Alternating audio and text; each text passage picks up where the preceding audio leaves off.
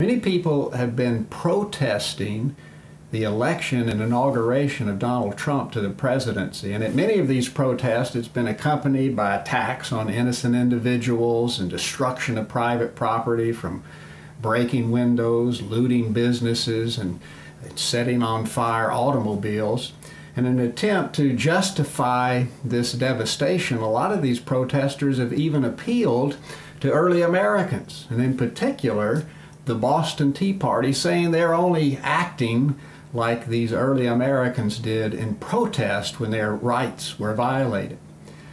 But this action only reveals the ignorance of American history. Let's examine what precipitated the Boston Tea Party in the first place. In 1765, the Parliament and King George III of England passed the Stamp Act, which imposed taxes upon the colonists because they had attempted to raise money to help pay for the French and Indian War. Now, the colonists weren't opposed to paying money to protect themselves, but what they were resisting and opposing is this was the first time that England had attempted to tax the colonists without their consent. Before this, the elected representatives in the various colonies consented to whatever taxes were imposed upon the people. But something different was occurring with the Stamp Act. Being men of principle and understanding the importance of the principle of property caused the American colonists to resist. But you see that they believed that they had the God-given right to own and govern property. In fact, governments existed to help protect this principle of property because being biblically minded individuals, they recognized that God created men with the capacity to own and govern and use property so that they might fulfill His mission for them on the earth. And so they had lived according to this principle for generations. But here, now that the king was acting in this way, as principled individuals, it caused them to resist.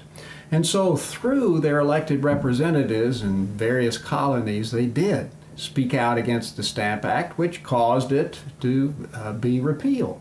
But the king still felt he had the right to impose taxes upon the colonists whether they consented or not. And so the Townshend Acts were passed. The Tea Act was passed in 1773, which placed a tax upon tea, which the colonists loved to drink, but again, without their consent.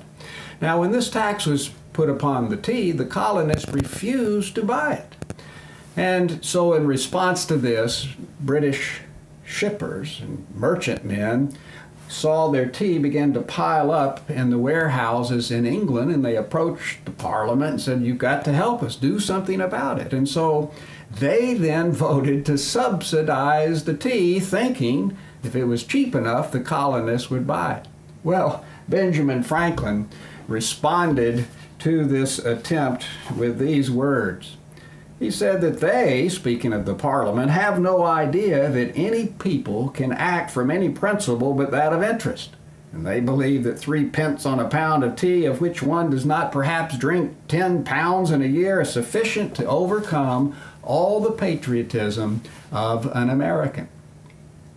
Well, I'm afraid that that might be enough to overcome the patriotism of many Americans today, but it wasn't at that time. So they still refused to buy the tea, no matter how cheap it was, because it wasn't the money, but the principle that they were standing upon in their resistance. Well, the king said, "You'll buy the tea anyway." So he ordered that the ships carrying the tea be dispersed to America, to various ports, to and force the colonists to buy them. Now, when the colonists got word of this, they began to meet in various of the major port cities throughout the colonies. At 4 of the ports, they turned back the ships before they could land, but at Boston, the ship got in before it could be turned back. It was harbored, and the colonists then placed a guard about the ship, so in order that it could not be unloaded. Well, they began to meet together to discuss, what can we do?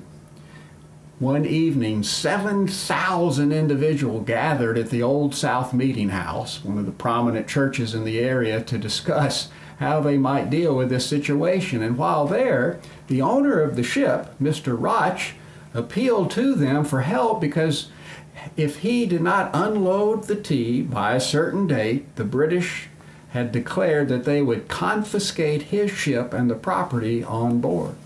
And so the American colonists, as a last recourse, decided, okay, we'll accept the tea, but we don't have to drink it. And so as a means of protesting this unprincipled act, they dressed up like Indians, and this was not to implicate the Indians, but so that if one individual could be identified as the culprit, they would all stand together if there was any retribution for this, for their action. And so they dressed up as Indians. They marched down to the wharf, went on board the ship, and took the tea, began to break open the hatches, and hove the tea overboard. Now, the governor of Massachusetts, the royal appointed governor, observed that all of this was done with very little tumult. No other property was harmed. No personal injury occurred to anyone at all. It was only the tea that was dumped into the harbor to protest that unjust tax upon it. And so we see what unfurled is this principled protest, which was not resulted in the destruction of private property like many of the modern protesters are doing, but was actually to preserve the property rights. One of Mr. Roch, his ship, also the property rights of those who own the other goods on board, but at large the principle of property of the American colonists at large. And so it was a brilliant protest to deal with this, seemingly a situation they couldn't get out of.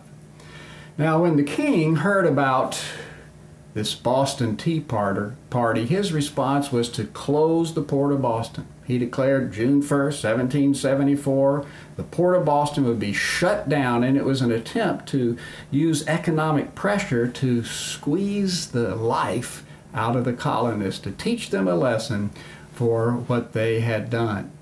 Well, the response of the colonists shows their heart, their faith, and the principles upon which they lived.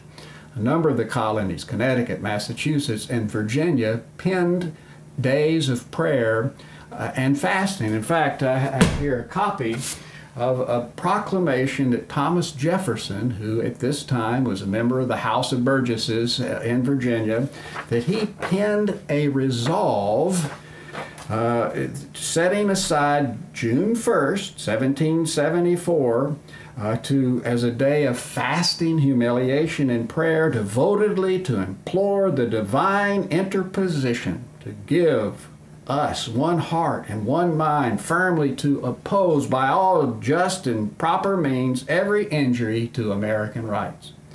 And on that day, the very day the Port Bill was to go into effect, the whole state of Virginia, it was recommended, go to church, cry out to God, ask for His aid and assistance. And in this resolution that was penned by Thomas Jefferson and passed by the House of Burgesses, it was ordered that the members of the House go to church on June 1st, hear prayers, and hear a sermon suitable to the occasion. And so here we see the response of a Christian principled people to this action that was taking place. Now, on that day, June 1st, people throughout the state of Virginia and other places did go and seek God, cry out to God, and ask for His aid and assistance.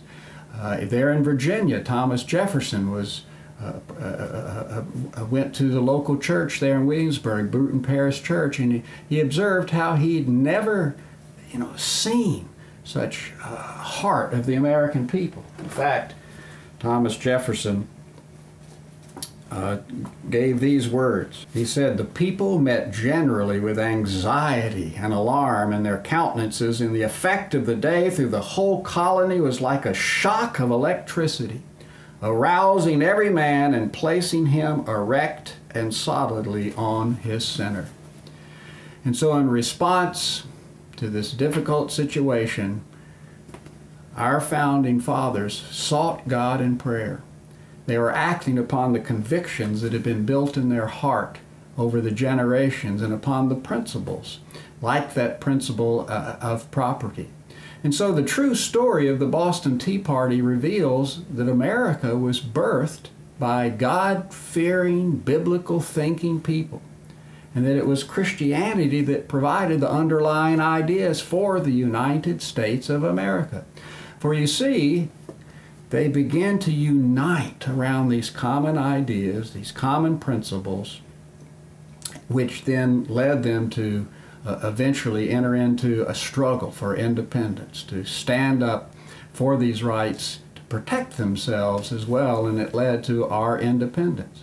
So perhaps if our schools taught American history accurately, we would not have these modern liberal protesters attempt to justify their anarchy by saying that they are doing only what the founders of America did. In fact, if we taught our true history, they might never have become the secular progressives that they are today, but would become like our founders, biblically principled citizens who know how to live in liberty.